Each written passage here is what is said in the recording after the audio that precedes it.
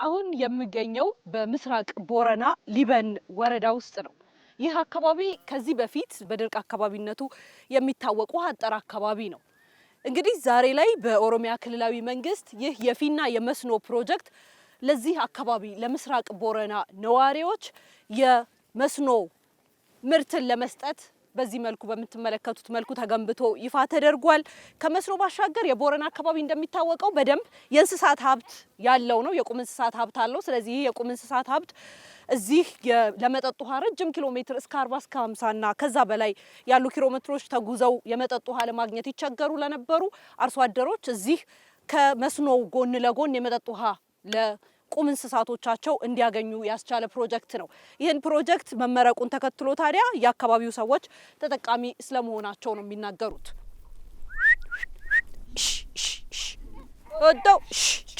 እኔ ወኔ ዳጋሜ ፕሮጀክት ፊና ሁንኒ ፕሮጀክት ረኮ ባየኑ ረፉርቲ ጀነ ያና ወርማንዱራ ውመት ቢሳን እንቀም እኔ እንደተሰማኝ ከሆነ ይህ ፕሮጀክት ብዙ ችግሮችን ይፈታል ብዬ አምናለሁ።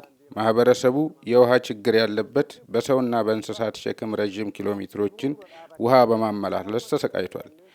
ውሃ ለማግኘት ሙሉ ቀን እንጓዝ ነበር። ይህ ፕሮጀክት ይፋ መደረጉ ጥማችንና የውሃ ችግራችን መፍትሄ እንዲያገኝ ያስችሎታል። ህዝባችንም ከብቶቻችንም እፎይ ብለዋል። ወደፊት በዚህ ፕሮጀክት ላይ ማህበራትን በማደራጀት አትክልትና ፍራፍሬ ለማምረት ያስችለናል ብዬ አምናለሁ። የዚህ አካባቢ ነዋሪዎች መንግስት ችግራችንን ተረድቶ የሰጡን ምላሽና መፍትሄ እጅግ አስደስቶናል።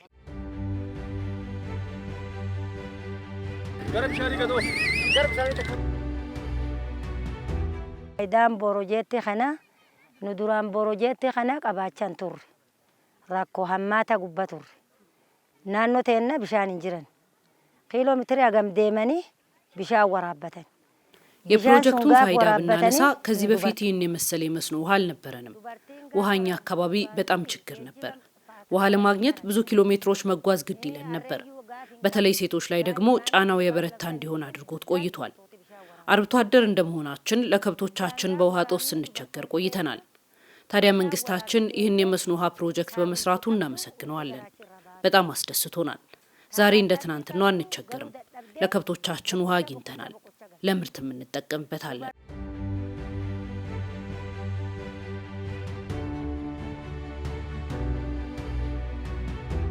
ፕሮጀክቲን ፍናቱኒ ወኒ ሲኑ ቡዋን ሲኑ ቡፍት ቡዋን ሲኑ ጥቅሚን ሲኑ ፍዱ ኑ ኡመቲን አኖ ኸና ኡመት ዱራኒ ዴቡን ኦንጌን በለሲተ ቢሻን እንቀም የፊና ፕሮጀክት በድርቅና ውሃ አጠርነት ይታወቅ የነበረውን ይህን አካባቢ የቀየረ ነው።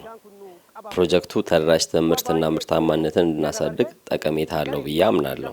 በውሃ እጦት ምክንያት እርሻ ላይ ለመሳተፍ እክል ሆኖበት የቆየው አርብቶ አደሩ መስኖ እንዲያመርት እድል ይሰጠዋል። በሊበን ወረዳ ስም መንግስት ላደረገው እገዛ ትልቅ ምስጋና አለን።